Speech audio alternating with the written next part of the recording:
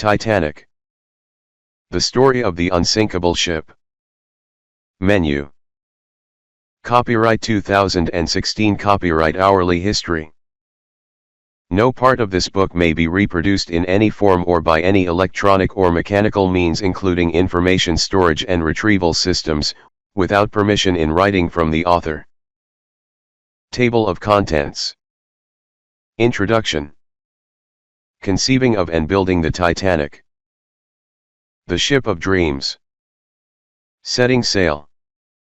The passengers. The iceberg and the sinking.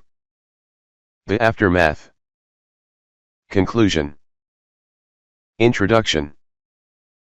The RMS-1 Titanic struck an iceberg on the night of April 14, 1912, and sank in the North Atlantic waters in the wee hours of the following morning. She took more than 1,500 souls with her. While this death toll is devastating, it is by no means the greatest at-sea catastrophe in Western history. Even besides wartime disasters, the explosion of the Mont Blanc in Nova Scotia killed almost 2,000 in 1917, the 1707 Sicily naval disaster killed almost the same number of people. And several other shipwrecks with smaller death tolls were arguably more dramatic. Yet fascination with the Titanic has persisted since she rested on the ocean floor, long before James Cameron's 1997 blockbuster film. Why? In many ways, the sinking of the Titanic can be seen as the perfect, tragic end to an era of seemingly boundless technological innovation as well as decadent lifestyles built on vast inequalities of wealth. As has been popularly remembered, many people believed that God himself cannot sink this ship, although the ship's builders never went so far as to make that claim. People truly believed that the technological innovations surrounding shipbuilding and other industries had made the Titanic invincible. When she did sink, on her maiden voyage, this confidence in human innovation was shaken. Ensuing investigations would search for an explanation that would allow them to reassert their confidence, but in the end they came up empty-handed. Barely 2 years later, this shaken confidence in human progress would be shattered as Europe and the world plunged into World War, which saw unprecedented death. The death toll is estimated at 17 million, and destruction at the hands of new wartime technologies. Several prominent businessmen robber barons went down with the ship as well, including John Jacob Astor and Benjamin Guggenheim. The years that followed would also see a challenge to their kind of entrenched wealth and power. When World War I ended, labor riots erupted in countries around the world. While labor unrest had been fomenting for decades, the riots of 1919 were especially violent and the fear of communism swept the Western world.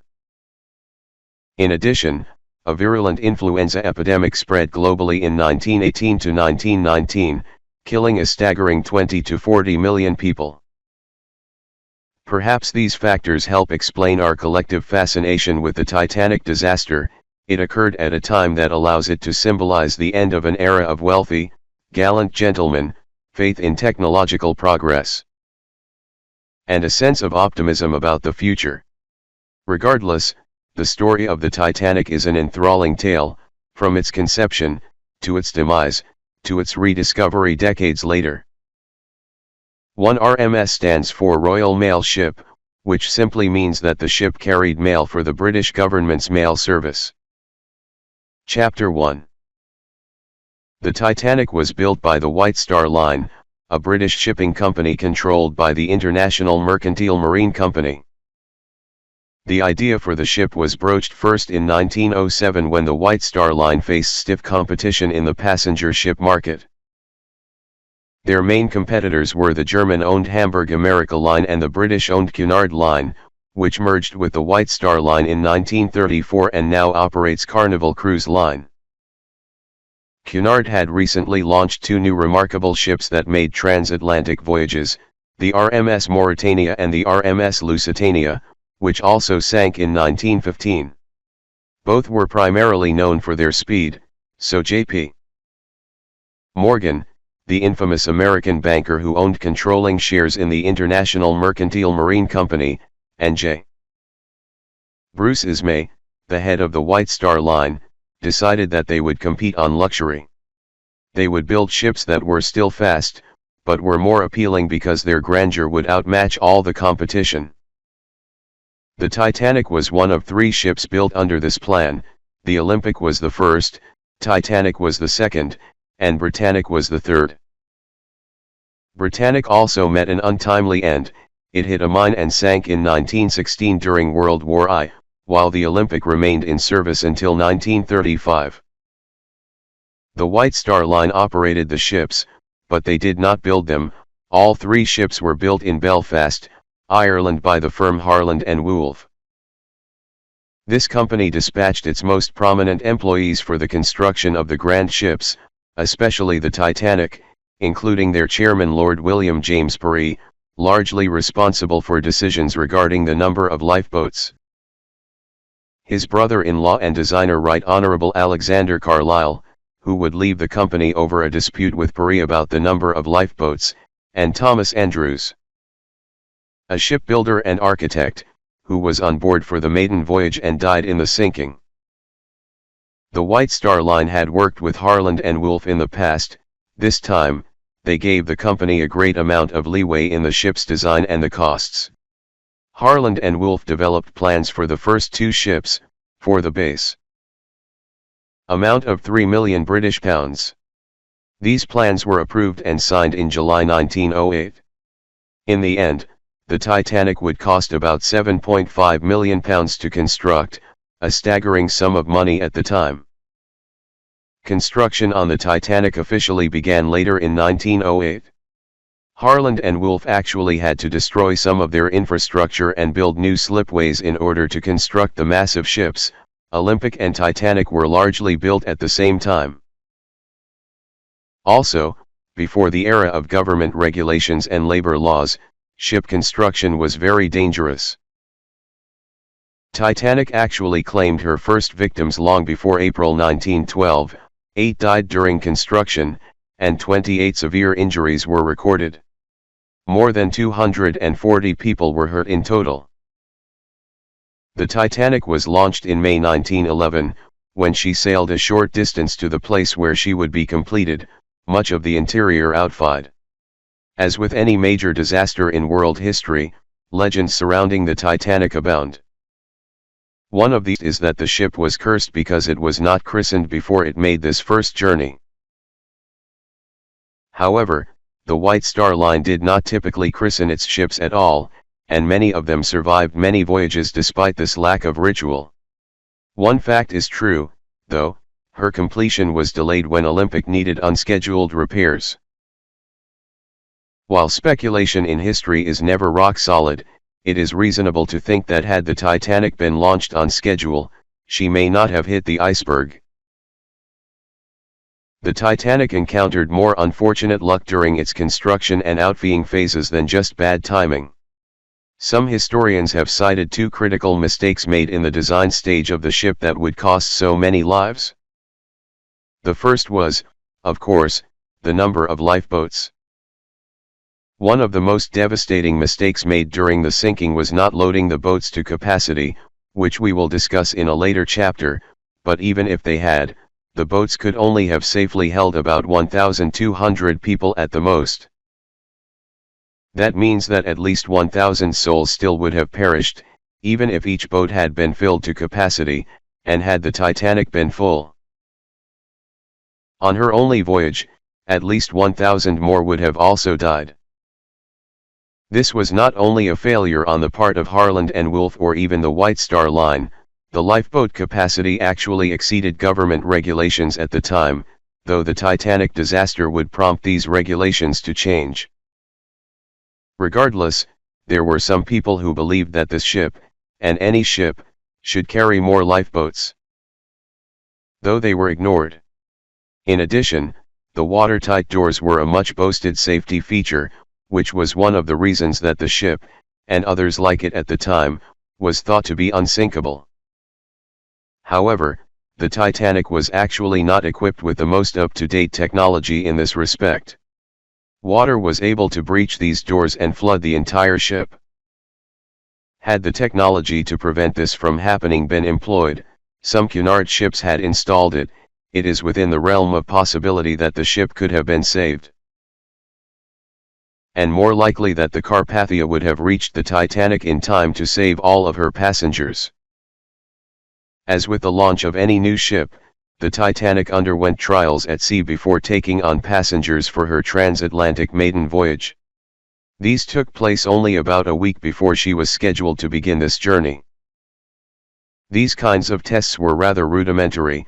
They made sure that the ship's equipment functioned correctly and could perform basic and some unexpected tasks. All in all, the trials lasted only one day. Afterward, the Titanic set out to sea from Belfast, Ireland, to Southampton, England, located on the south-central part of the island on the English Channel. It would be in Southampton that the ship would take on the first portion, and the majority, of its ill-fated crew and passengers. Chapter 2. The Ship of Dreams.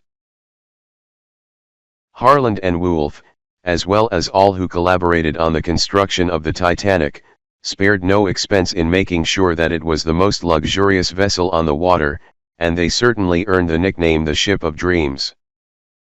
Once complete, she was not only massive, but incredibly impressive and luxurious.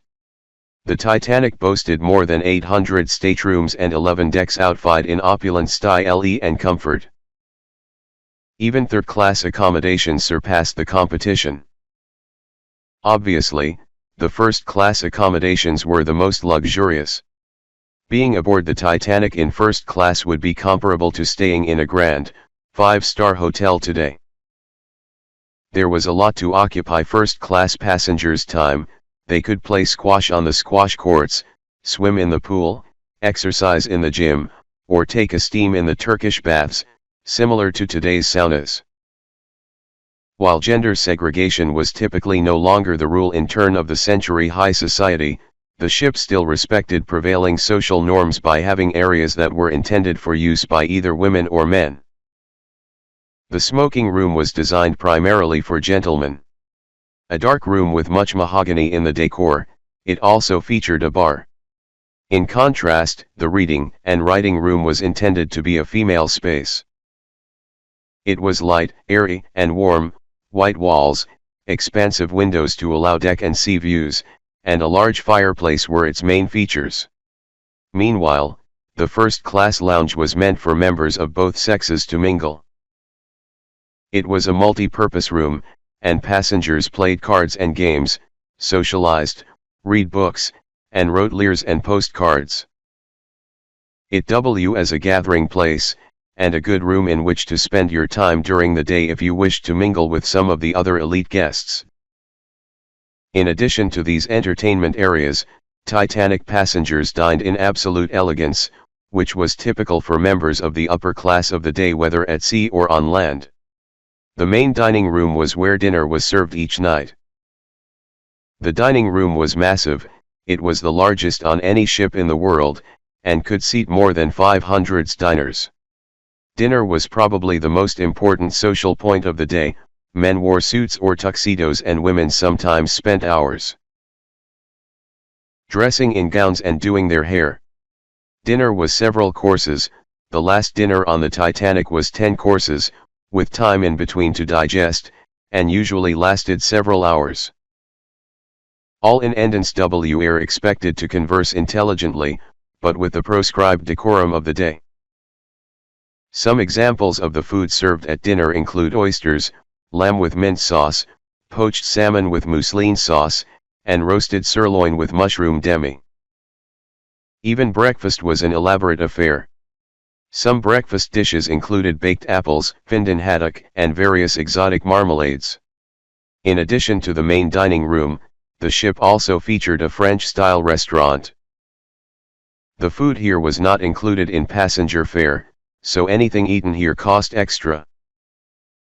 It was an elaborately decorated room meant to evoke the French style of Louis XIV, and many guests visited simply to see and be seen, and to sample the rich cuisine. Additionally, the Titanic featured other common space for first class. Certainly, the most iconic was the grand staircase, and that it was grand. It was about 6 stories from the lower level up to the glass enclosure above, which charred during the sinking. The glass let in fabulous light that shone off the wide, rich wood steps. It was ornately adorned. In addition to beautiful wrought iron and wood banisters and railings, it featured a wood-carved clock and wooden cherub light fixture at the foot. First-class passengers marveled at its beauty, and its relatively central location meant that it became a fixture of their time on the ship. Most guests would pass it on their way to dinner, since there was a large reception room directly behind it where guests often congregated before sitting down for that elaborate meal. Then of course there were the first-class staterooms themselves. Just as in a 5-star hotel, all the rooms were nice, but some were fancier, and more expensive, than others. For the 12 most opulent staterooms, a design firm used by Dutch royalty was called in, H. P. Meurs and Zoon. These and the other suites featured bedrooms, private bathrooms, dressing rooms, and parlors. All were lavishly outfitted in a variety of design styles, including those of various French kings. Other, simpler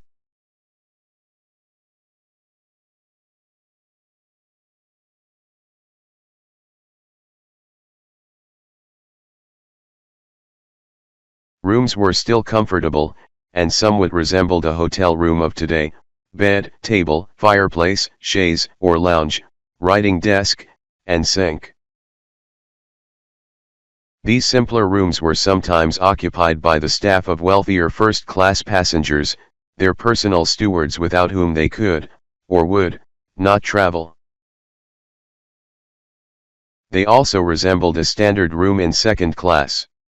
There were a few single rooms in second class with single beds, but most rooms included bunk beds to accommodate families. They, too, featured a seeing area and sink, though second-class passengers shared communal bathrooms. The White Star Line recognized that their first-class accommodations would be out of reach for most people, but they also understood that many members of the middle class still wanted to travel in style, especially compared to the more basic third-class accommodations.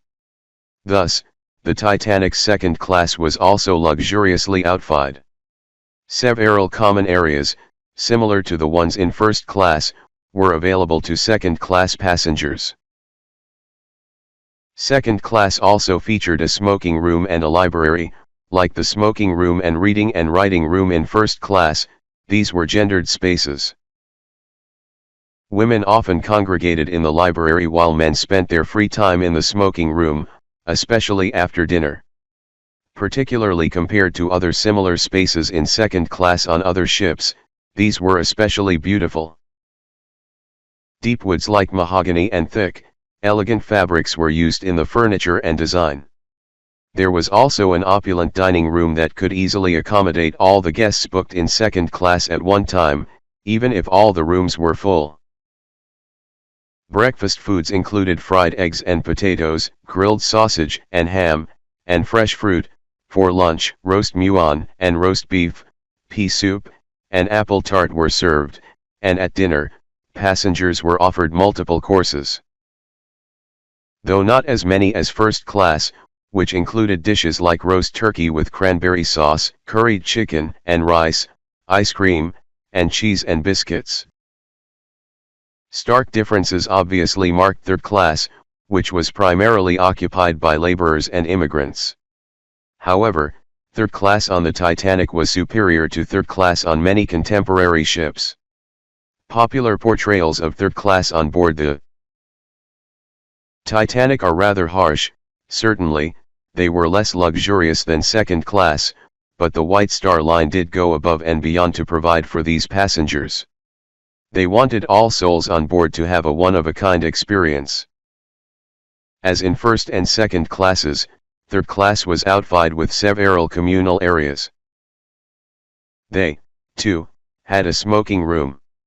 They also had a common room, where passengers could gather during the day and evening to enjoy activities similar to second and even first class.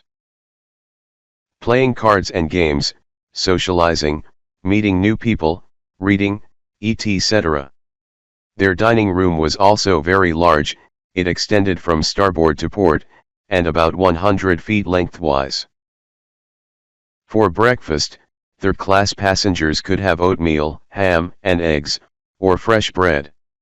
For dinner, roast beef, sweet corn, rice soup, and potatoes were available, among other items. Interestingly, the third-class menus carried a message for passengers. It directed them to report any poor treatment on the part of staff immediately, and contained instructions for who to report to and how to identify the offender. Clearly, the White Star Line cared that these passengers had a pleasant experience, as well. Third-class staterooms afforded much less privacy than second class. There were 84 rooms with 2 beds, but these were more expensive than the larger cabins, which housed either 4 or 6 passengers. Families could rent these rooms together, but unless they took the whole room, staterooms were designated either male or female, so very often third-class passengers traveled with strangers. Still, these were smaller rooms than seen on other ships at the time, and each room was equipped with a sink. There were also large, communal bathrooms on board, and reports suggest that they were kept impeccably clean, a remarkable feat in consideration of the fact that over 1,000 people used them every day. Passengers of all classes could enjoy the outdoors, though in segregated areas. First class occupied the airiest, most open upper decks, with comfortable deck chairs in which to lounge. Outdoor areas in second class were less opulent, and third class featured mostly benches. Yet despite the cold air, the Titanic and her passengers enjoyed mostly sunny, clear weather, so it is easy to assume that many passengers took advantage of the sea views on their voyage. While first-class passengers were allowed to use second and third-class amenities, and second class was allowed to use third-class amenities, there was very little mixing of the classes aboard the ship. Most passengers stayed among their own kind. As society in general had become more stratified in many ways, for example, cities had distinct slums and wealthy areas, the construction and the social world of the Titanic reflected these patterns, for better or for worse. Locked doors meant to deny passengers access to higher class facilities would actually end up delaying access to lifeboats. Even more segregated were the members of the crew. Under no circumstances did the ship's designers want the crew mingling with the passengers, so their sleeping and eating areas and even the staircases they typically used to get to and from meals and work were behind the scenes. They were more modest than third class, and more communal, but the White Star Line nonetheless wanted their staff well rested and fed. Chapter 3. Setting Sail. After she passed her sea trials and the outfitting was complete, the Titanic scheduled to begin her maiden voyage on Wednesday, April 10, 1912.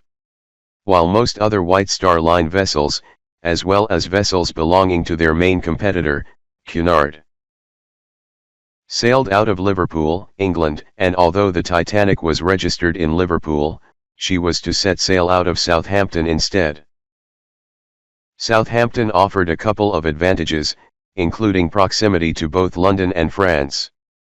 Titanic picked up passengers first in Southampton on the morning of April 10, same sail about noon. The majority of passengers and crew embarked here. After the crew, third-class passengers boarded, for a few of reasons. First, there were more of them, which meant it would take the longest to get them on board. Second, they had to undergo a medical inspection which, while brief, took additional time since it had to be repeated hundreds of times. And, of course, class considerations come into play here as well. Second and then first-class passengers could take their time getting to the dock, and would not have to worry about being there among too many third-class passengers. The first day was not smooth sailing. The Titanic narrowly averted disaster not once, but twice, as it left Southampton. Before steaming out, a fire was discovered in the coal room. It was mostly put out, and when the chief engineer inspected the damage with the captain, both men decided that it was not drastic enough to delay departure. Then, as the massive ship left the port, her size caused unexpected wake and sea disturbance that snapped cords holding the SS City of New York in place, and the Titanic nearly had a collision with the smaller vessel. Superstitious history buffs read much into this incident. First, it has been interpreted as a bad omen for the voyage generally. Secondly, the ship was named for the very city to which the Titanic was bound. And third, had the collision actually occurred, the damage could have been severe enough to delay sailing and thus the disaster may have been averted. But despite these hiccups, the Titanic set out. Titanic did not steam out into the Atlantic after leaving Southampton.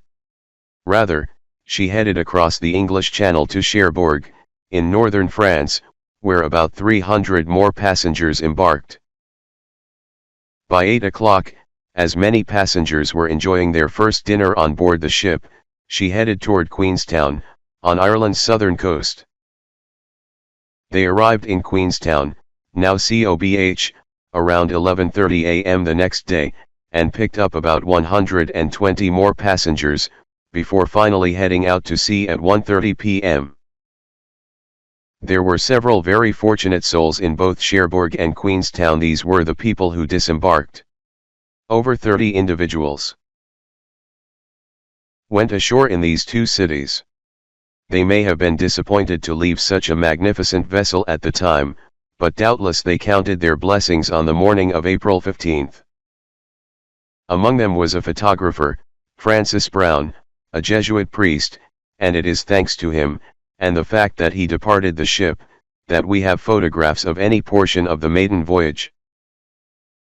He took dozens of images, including one of men using the gymnasium, several of people walking, watching, or playing outside on the decks, including children, the radio room, the reading room, the dining room, and the menu planned for the day of the sinking. Events proceeded normally on that first day at sea. The Titanic followed a well-traveled route across the Atlantic toward her destination, New York City. As has been well remembered, she made tremendous speed over the few days that she sailed. While many suspicions abounded in the immediate aftermath and persist today that the captain was under pressure to set a record in the time it took to reach New York, these have actually not been substantiated and are almost certainly false. In addition, the Titanic's speed probably had little to do with her sinking. It was not unusual for large ships to travel at full speed or close to it, even amid warnings of icebergs. What is more, large ships had survived collisions with icebergs in the recent past and completed their journeys. On Thursday and Friday, April 11th and 12th, the weather remained somewhat mild and improved as the Titanic moved further into the Atlantic. Temperatures were warm enough for passengers to spend time outdoors, winds were relatively calm, and skies clear. On Saturday the 13th, however, temperatures turned colder. While the sea would remain calm and the skies clear throughout the day of the 14th, temperatures continued to plunge. This colder night air of the 14th to 15th made the sinking more unbearable, though it probably did not contribute much to the death toll of those who did not drown or die from other causes, being crushed by falling machinery, for example. Those that died from cold did so due to the water temperatures, which would not have been much warmer in such deep seas. That time of year, even if the weather had improved a few degrees. The only possible impact that the cold air may have had was in the loading of the lifeboats early on in the evening. It took some time for the passengers to realize that the sinking was a real emergency. Resistance among first-class women to leave the warmth and presumed safety of the ship, not to mention resistance on the part of their husbands, may have contributed to the fact that most of the lifeboats were not filled to capacity. Chapter 4. The Passengers. Perhaps thanks in large part to James Cameron's film Titanic, many people are familiar with the disparities between first and third class accommodations and passengers aboard the vessel. Of the 2,223 people who made the voyage, more than 300 first-class passengers were on board, compared to about 700 in third class. Second class was largely composed of middle-class workers, including intellectuals, religious figures, lawyers, mid-level businessmen, etc. There was just under 300 second-class passengers. In addition, many if not most first-class passengers also brought along their servants, and the entire crew of the Titanic made up the rest of the total, ranging in skill level from captain to coal shoveler. By happy circumstance, the Titanic was not fully booked on its maiden voyage. The United Kingdom was experiencing a coal strike in the months leading up to the sailing, and this turbulence caused many potential passengers to postpone their journeys. Much like an airline worker strike now might cause people to postpone air travel when possible. Coal powered the Titanic and other steamships at the time, and the strike had been disrupting sea travel. The first-class passengers are certainly the best remembered, and for good reason. Among them were some of the most illustrious names of the day. The Titanic's maiden voyage was a very big deal, and a massive public relations campaign had been undertaken to make sure that the best and richest of high society were on board.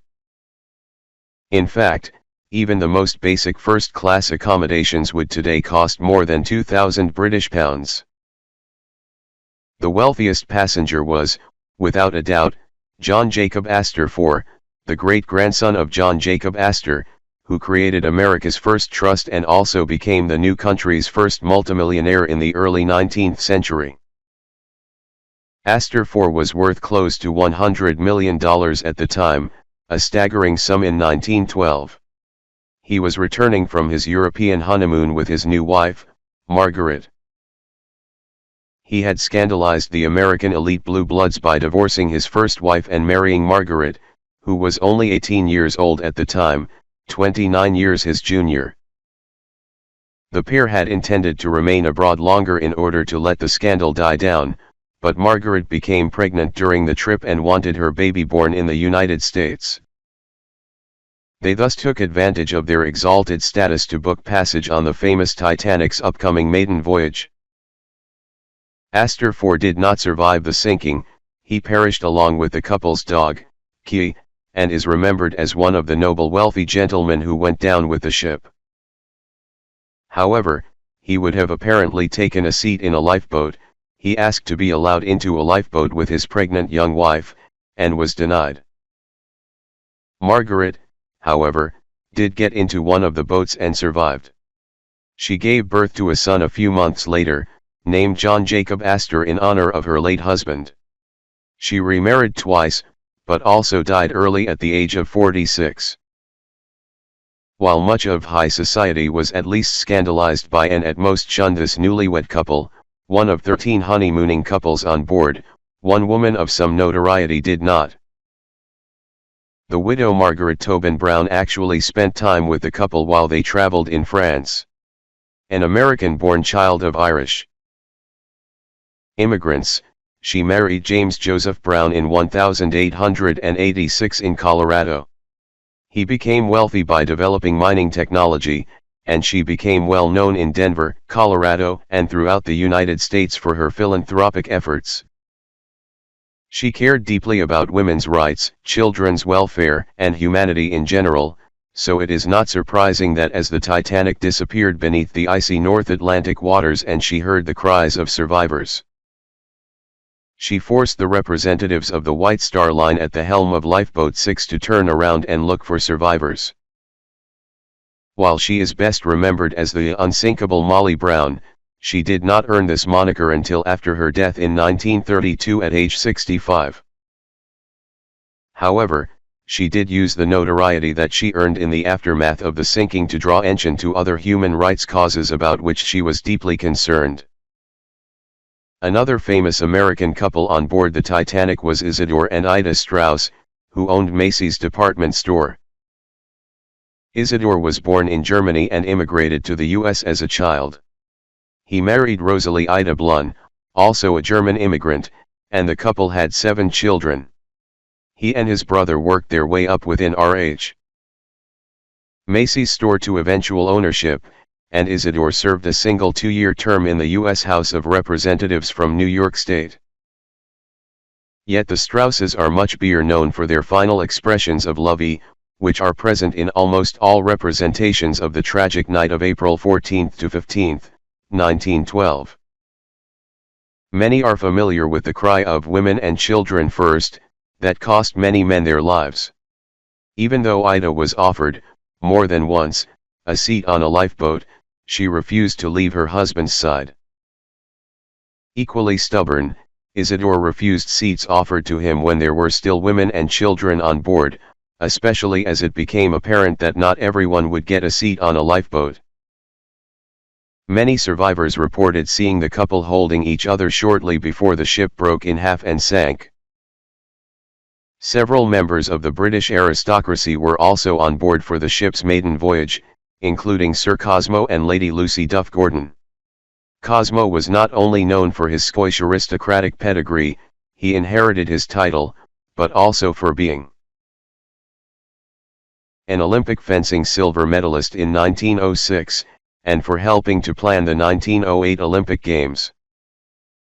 Lucy, known during her life as Madame Lucille, was a much-sought fashion designer.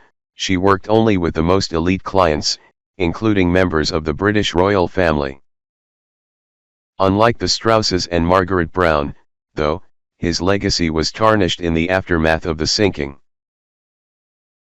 For one thing, he was a man who boarded a lifeboat early on, seemingly in violation of the order and law of the sea, to give women and children priority. To compound this faux pas, there were only 12 people in his lifeboat when the total capacity was 40.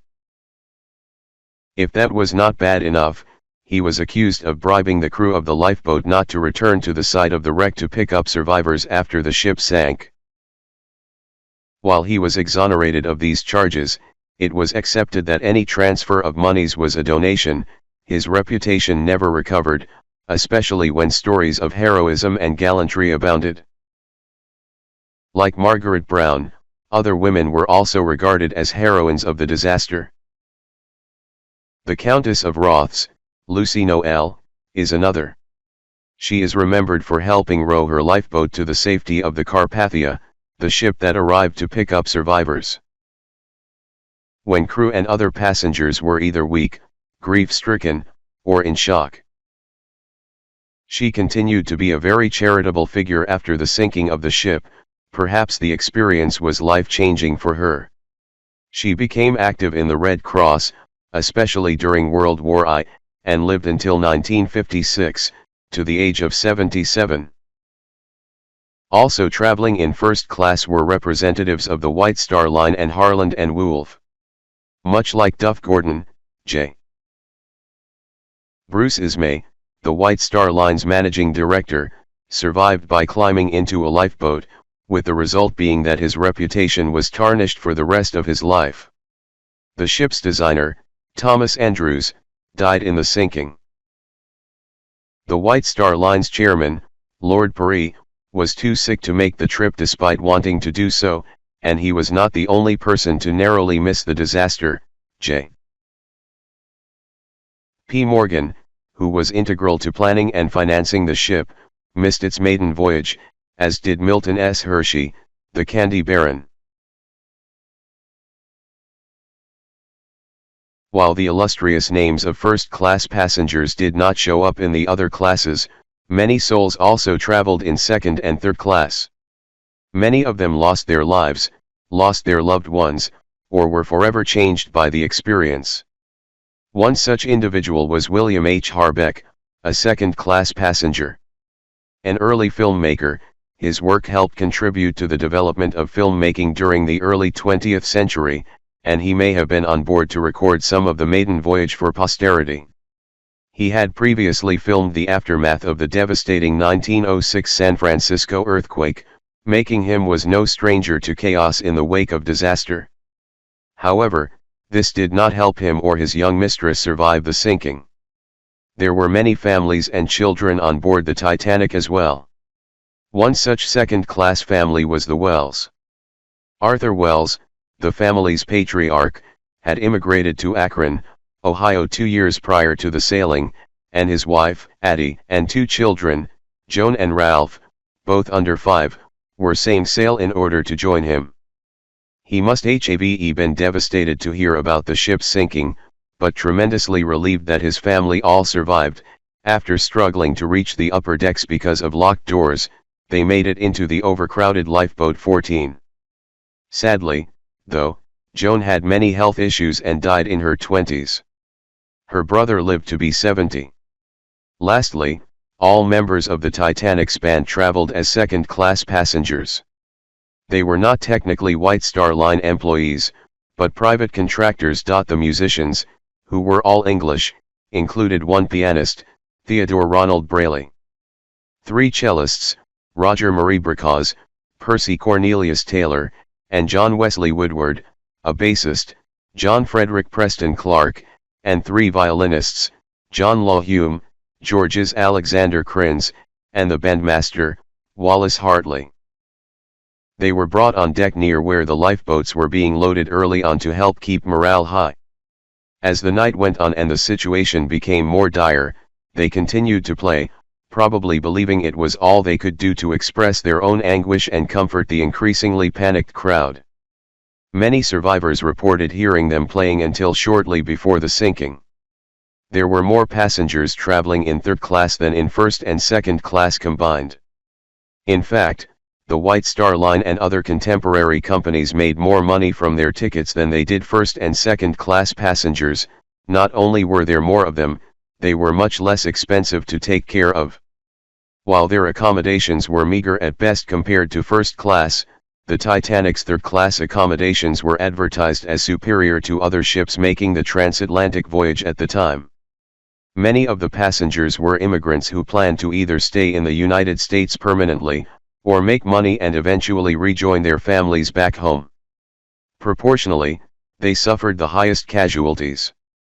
Among these passengers, occupations ranged from laborer to servant or butler to scholar, farmer, jeweler, tailor, bartender, and housewife. Despite the call for women and children first, many of these casualties were women and children. 27-year-old Ida Livja Ilmakangas had traveled back to her home in Finland from the United States to pick up her 25-year-old sister, Beata, and bring her back to the U.S. Both young women died in the sinking. Their bodies were never identified. The Orskovic family also traveled on board. Luka, Jelka, and Marija, Croatian immigrants in their 20s, all perished.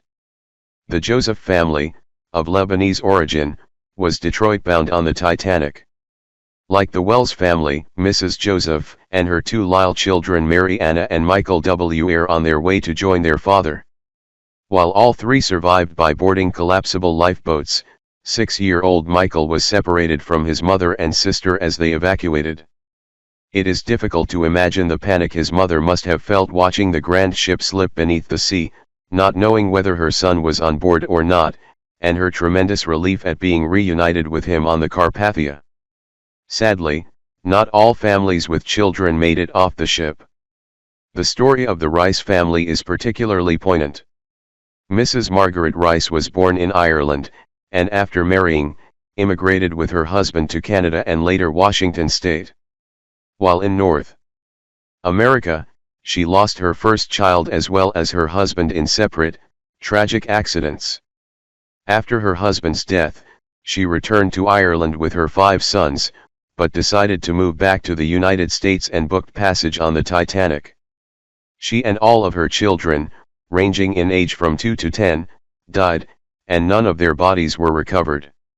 Another survivor reported seeing her clinging to all of them, trying to comfort them, as she herself accepted the tragic end her family faced. Finally, in addition to first, second, and third class passengers, the Titanic also had almost 900 crew members on board. While cruise ship staff today usually sign long-term contracts and stay on board the same ship for several journeys, this was not the case in the early 20th century. Aside from the ranking officers, the majority of crew members were recruited in the weeks leading up to departure. Thus, many of them were from England, specifically the Southampton area. Only a handful of these recruits would be called sailors by any stretch of the imagination.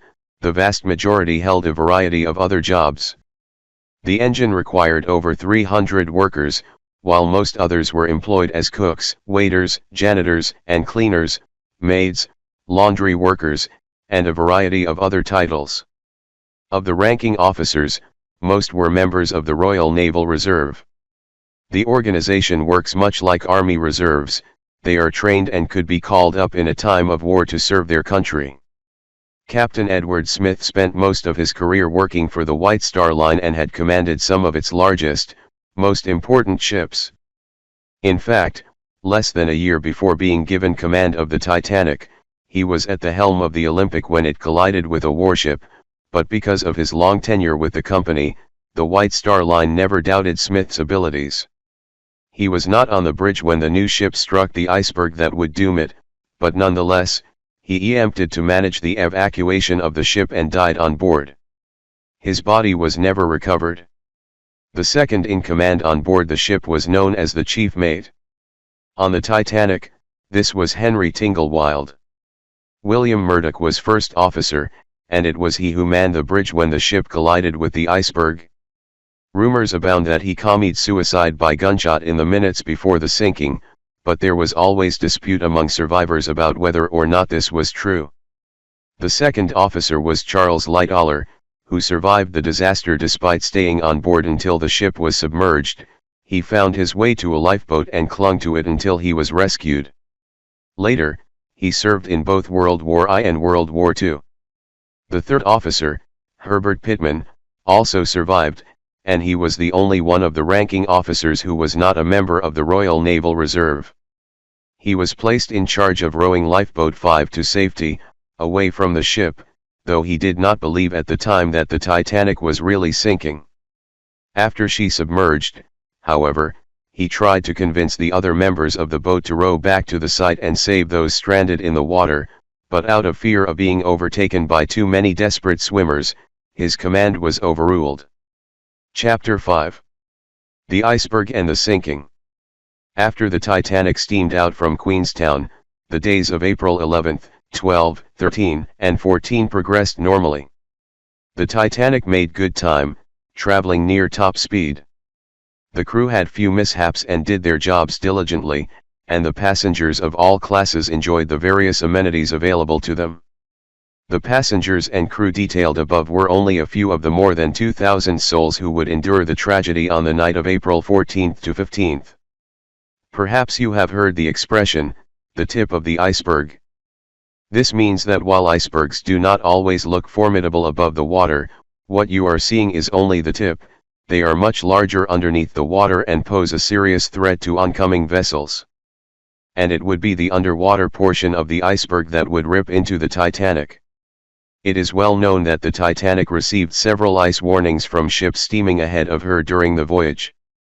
In fact, 7 separate warnings were received on April 14.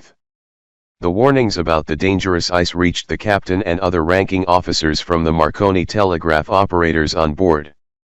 While it is easy to assume that folly or pride led these warnings to be ignored, that is probably not the case. As was stated previously, it was standard practice for the ship to continue on at fast speed even through ice-infested waters. Collisions of large ships with icebergs over the preceding decades had not resulted in disaster, and most ships depended on their reliable lookouts in the crow's nest to warn them about ice in their path. The lookouts on the night of April 14 were Frederick Fleet and Reginald Robinson Lee, and they, along with the other lookouts on board, had all been informed about the danger of ice on the journey. Fleet and Lee were nearing the end of their tour shift at around 11:40 p.m. when Fleet spotted the iceberg that would fell the mighty ship. He followed protocol, immediately issuing a warning and phoning the bridge, where he warned First Officer Murdoch, as the captain had gone to bed for the night. Murdoch ordered the engines reversed and the ship to turn, hoping to avoid the berg completely. But his decision proved fatal, and the starboard, right side of the ship scraped alongside the jagged ice underneath the water, ripping holes in 5 of the watertight compartments toward the bow of the ship. The impact was felt according to class. The crew members working in the bowels of the ship knew immediately that something was terribly wrong, and water reached them first. Third-class passengers, especially those on the starboard side, were startled as they were awakened by the violent jolting, and some may have even heard the scraping of metal. Second-class passengers felt a disturbance, but heavy sleepers likely slept right through it. First-class passengers who were awake and attentive felt something, but probably attributed it to the sea. In fact, Fleet and Lee, who were at the highest point on the ship in the crow's nest, were elated, thinking that they had averted disaster. Fleet and Lee would survive the sinking. They were ordered to man lifeboats, and both would testify at the inquiries held by the governments of the US and Britain. Since Fleet spotted the Iceberg, his testimony was of special interest. He claimed that, had he had binoculars, he would have seen the iceberg sooner, perhaps leaving the ship enough time to turn. The binoculars were a sticking point in the inquiries. Neither investigation could confirm why the lookouts did not have them, though several plausible explanations were given. That said, experts generally agree that even with binoculars, the iceberg would have been very difficult to spot. It was an especially dark night, thus the lookouts relied mostly on light shed by the ship. It was also unusually calm, meaning that no water was breaking at the base of the iceberg, one of the best ways to spot one in the dark.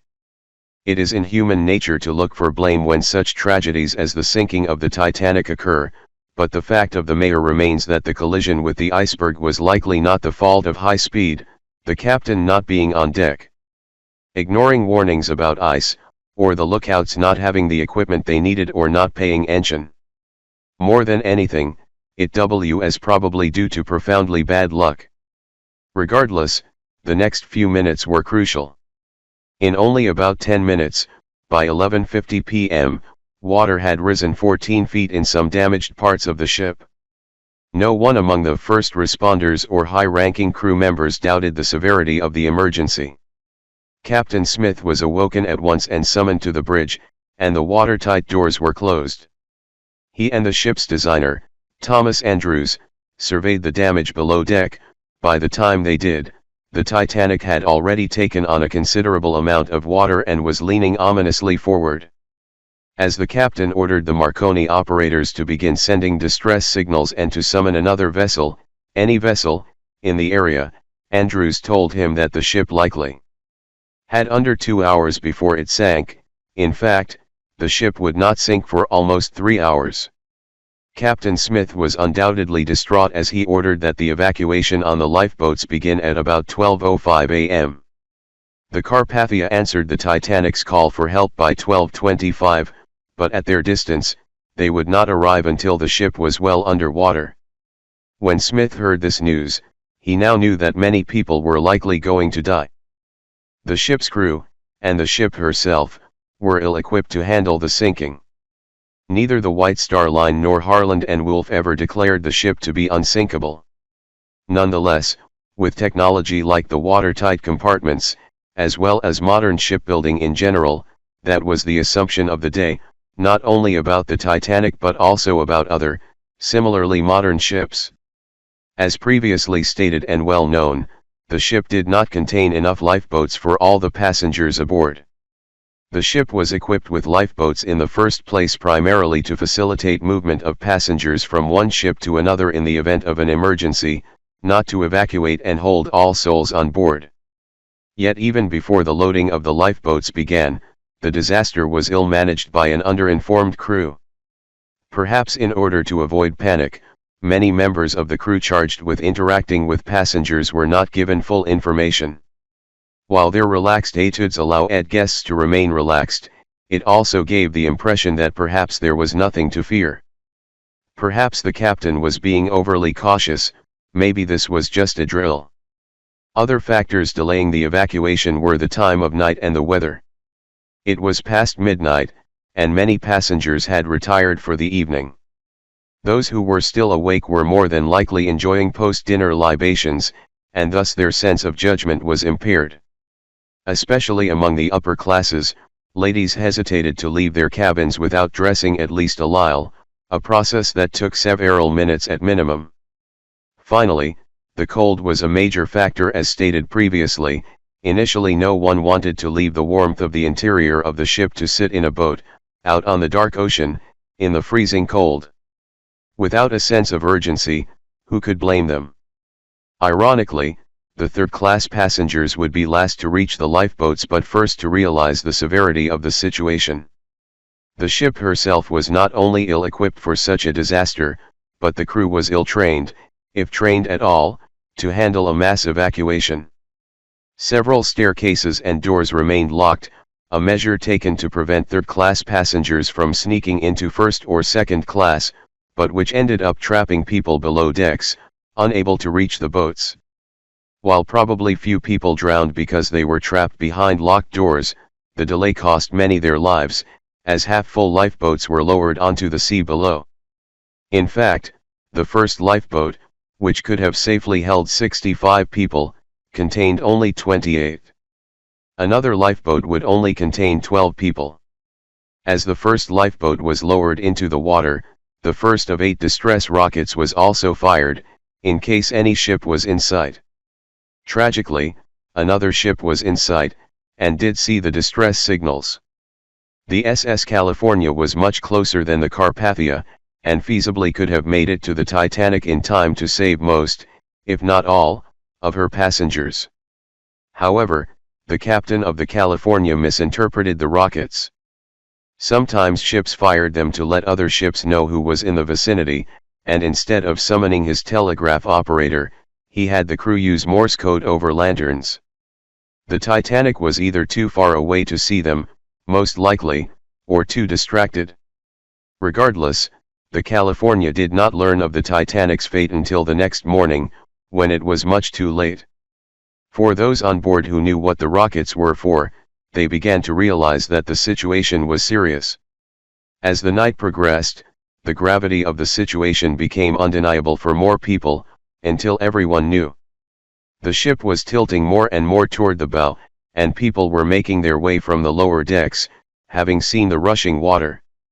As many survivors would report later on, chaos certainly ensued. There were also many heart-wrenching scenes.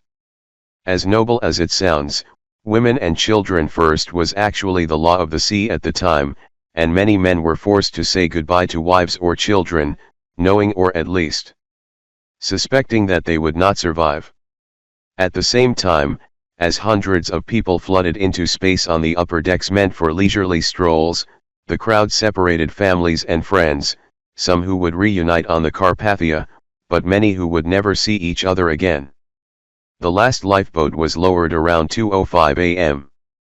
By this point, it was apparent to everyone that the ship was sinking fast. However, it is important to remember that not everyone still on board had the same perception of events. The ship was large, so not everyone realized that it was the last lifeboat, and many probably did not know that there were not enough lifeboats for everyone, although knowledge of that fact did spread. What is more, many people likely did not realize how fast the ship was sinking, or that the rescue ship was so far away. But while many doomed passengers may have still held out some hope, after all, it is in our nature as humans to do so, panic no doubt had set in for most. The people who had the clearest picture of what was happening were the luckiest. They were the ones in the lifeboats, who had rowed a safe distance away from the ship, and thus had a full view as the bow lowered further and further until it was submerged. It was necessary to row far away from the ship itself, as when the Titanic did sink, the massive size created something akin to a whirlpool, pulling anything nearby down with it. In fact, many people were pulled down with the ship, but eventually floated to the surface thanks to their life jackets. Many of the people seated in the lifeboats had family or friends on board, and had to watch helplessly as the situation became increasingly dire. It was certainly a traumatic experience for everyone. Even though the only ship that had responded in the area was the Carpathia, still a considerable distance away, the telegraph operators continued to send distress signals. The last one was sent at 2:17 a.m., when the operators were relieved from duty and the captain announced that it was every man, and, sadly, woman and child, for themselves. By this point, the bow was completely submerged and the stern was sticking up nearly perpendicular in the water. People were falling to their deaths against the mighty propellers or the frigid seas. At 2:20 a.m., the people in the lifeboats watched in horror as the bow, under strain, broke apart from the stern and went under the water. When it broke, the noise must have been terrifying for those on board, not knowing what was going on. Then, as the stern sealed back onto the water, cries of relief went out. People still on board thought that the ship had corrected herself because she had sealed back normally on the W-Ater. However, that relief and hope was short-lived. The stern rapidly filled with water and turned upright again before following the bow under the water. It remains unclear whether the bow and stern completely separated from each other before or after the ship was submerged. It is possible that the two halves broke apart completely as they sank. As the ship disappeared beneath the water, its force pulled down people and objects in its vicinity. But minute by minute, people fought their way to the surface, screaming and crying for help. People in the lifeboats remembered the haunting cries, which began as a cacophony, and gradually grew quieter and quieter, until no one was left crying out anymore. While it surely felt like an eternity for those who could hear them, not to mention those doing the screaming, most people did not last long in the frigid water. In fact, many people did not make it to the surface at all, especially as swimming would have been very difficult if they were not wearing a life vest or if they were inside the ship. What is more, once the ship submerged, full panic probably set in for a number of passengers. One of the causes of this even when underwater is hyperventilation. Passengers would have inhaled seawater and drowned quickly. For those who did make it to the surface, the beginning effects of hypothermia would have set in rapidly, probably within 20 minutes at most. As the body works very hard to keep itself warm, it diverts blood away from extremities to its core to do so and to prevent more heat from escaping through blood vessels. Thus, without adequate blood to the brain, arms, and legs, dizziness or confusion soon develops, as does muscle weakness, numbness, and slurred speech. Body temperatures would have been dropping rapidly, as would blood pressure.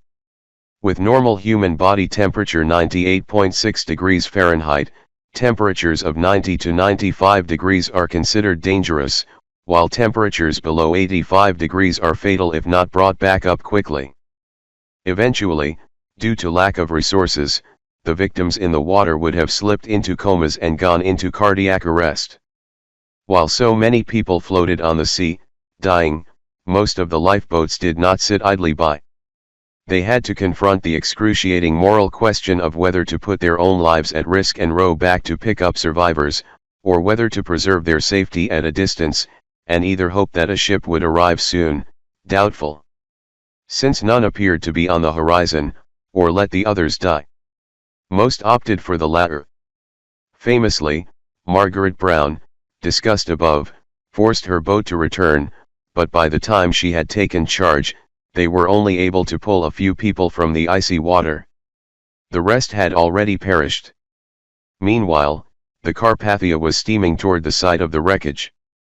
A telegraph operator had awoken Captain Arthur Henry Rostron when he received the distress signal. Rostron, was also a member of the Royal Naval Reserve, immediately ordered a reply and turned his vessel in the Titanic's direction. The Carpathia was a ship of the Cunard Line, which he was sailing from New York back to Europe. However, in such a disaster, with lives at stake, it would not have mattered to any captain what company they worked for. The code that governed seafarers dictated that distress signals always be answered. What is more, Rostron was a devout Christian, and believed it was his God-given duty to help those in peril. He guided his ship as quickly as possible, but was delayed somewhat by dodging icebergs along his path. As they neared, they fired rockets to give hope to the stranded passengers, which were first spotted at 3:30 a.m. They began picking up lifeboats at 4:10 a.m.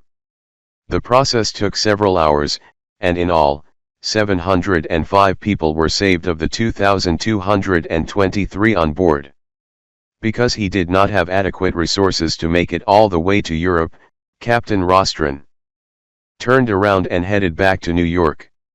The Carpathia arrived 3 days later on the morning of April 18. Chapter 6. The Aftermath. The sinking of the Titanic made front-page news around the world, and it was not only the death toll that was shocking. As previously stated, no one from the White Star Line or Harland and Wolff ever claimed that the ship was unsinkable. More realistically, the public believed it, because they had faith that human progress and innovation had overcome the hazards and obstacles of the past. They believed that all modern ships were unsinkable, and this event helped to share that faith. The public in the United States, England, Europe, and the rest of the world was anxious for news of the sinking and word from survivors. A crowd of about 40,000 gathered on the docks in New York as the Carpathia arrived, and among them were many reporters. Also among them were aid workers and charitable organizations, there to help especially the immigrants disembarking after the traumatic event. Some survivors shied away from the press, notably, Mrs. Astor stayed somewhat out of the spotlight, while others became involved. As was already mentioned, Margaret Brown used the notoriety she got from her involvement in the event to bring attention to her numerous causes. One of those causes became the reform of seagoing to make it safer and honoring the valiant of the Titanic disaster. She would be the one to personally hand Captain Rostron of the Carpathia the Congressional Gold Medal for his role in the rescue. It took several days for the complete lists of survivors and casualties to be released, as well. The anguish of waiting was felt. Especially poignantly in Southampton, as vast numbers of the crew hailed from that port city, and many died in the sinking. There was an effort to retrieve some of the bodies left behind. The White Star Line sent several ships out to collect and bring back the dead that they could find. The first ship to reach the site of the wreckage was quickly overwhelmed. They preserved the bodies of first-class passengers first, justifying their decision by claiming that these would be most likely to have property disputes ensuing from their deaths, and confirmation of death was needed. They wound up burying many crew members and third-class passengers at sea. The other ships picked up dozens more bodies, and the last body was retrieved in late May. By then, officials concluded, life vests would have begun to disintegrate, and remaining corpses would have disappeared beneath the waves. In total, only about 300 bodies of the more than 1,500 dead were recovered. Some families traveled to Canada to claim their loved ones, while others were buried in the city of Halifax, Nova Scotia. There are still several anonymous graves. Several boards of inquiry were convened in the aftermath of the sinking. The United States Senate, April-May, 1912, and the British Board of Trade, May-July, 1912, were the most well-known and well-publicized. Many members of the public followed these events as they unfolded closely. Both investigations, and all others conducted formally or informally such as in the media, clamored for an explanation. They all wanted to believe that they could find the reason, the explanation for the disaster. In other words, the public and the officials wanted to believe that there was a smoking gun that would explain the entire tragedy. However, they could not. As have all been discussed above, blame could not be placed on the speed at which the Titanic traveled. Most ships her size and age traveled at or near top speed. Nor was it because of the many other ships traversed the ocean during colder months. Nor was it because the ice warnings were ignored, they were delivered and the ship followed standard practice. It was not because Fleet and Lee did not have binoculars, or because the captain was not on the bridge. It was also not poor construction, or anything of that nature. The only explanation that could not be ruled out was that the disaster was either a complete accident, a series of follies that together resulted in horror, or simply an act of God. To this day, this fact has been difficult for many to accept, as legends, myths, and superstitions abound. The Titanic passengers did not die in vain. As a result of the tremendous loss of life, international regulations were passed regarding lifeboats, telegraphs and communication, and ice. All ships would be required to carry enough lifeboats, crew would be trained to use them and evacuate. And passengers would have a drill so that they knew where to go and when in the event of a disaster, which anyone who has taken a cruise is well aware. Also, it was mandated that telegraph machines and later, other forms of communication, be manned 24 hours a day. Had someone been at the telegraph machine on the California, they would have confirmed the emergency. Finally, patrols were set up to survey ice fields and warn vessels about dangerous areas. Conclusion. For decades after the sinking, the desire to find the ship never died out, as numerous monuments and memorials were built in sites around the Atlantic. However, even finding a ship at such a depth, about 12,000 feet below the surface, was a formidable obstacle. It was not until the 1980s that technology to withstand the amount of water pressure that deep was available. Then, in 1985, more than 70 years since it had sunk, an explorer named Robert Ballard located and photographed the site of the wreckage. Part of the reason that it was so hard to find was that it was several miles away from where it was thought to have gone down. What he, and others on subsequent visits, have discovered is truly remarkable. The ship retains much of its original structure, meaning that she has not disintegrated or collapsed. In addition, many artifacts have been discovered in the miles surrounding the wreckage. Everything from toys to furniture to dishes to personal items, the remains of anyone on board would have been consumed by sea life and bacteria long ago. Talk about raising the ship has also circulated. However, such an undertaking may not be possible. First of all, while vessels can reach such depths, the kind of equipment needed to lift such a heavy load probably cannot, not to mention the power needed to supply it. Secondly, the ship is undoubtedly in fragile condition, and attempting to move it in any way may destroy it. Finally, many people view the undersea wreckage as a kind of gravesite or memorial to the people who lost their lives. Moving it would be akin to digging up the bodies. The wreckage is actually protected by United Nations law, much as other historical sites are similarly protected. The Titanic continues to loom large in collective memory. Numerous books, television serials, documentaries, and movies have been made that commemorate or recreate the disaster. Most notably, James Cameron's 1997 film, Titanic, set box office records that took years to break. A permanent exhibit is installed in one of the most popular casinos on the Las Vegas Strip, and traveling exhibits that feature artifacts recovered from the wreck site and donated by survivors also draw large crowds. Whether people continue to be fascinated with the tragic loss of life, the symbolic end of an era, the myths and legends that surround the sinking, or something else.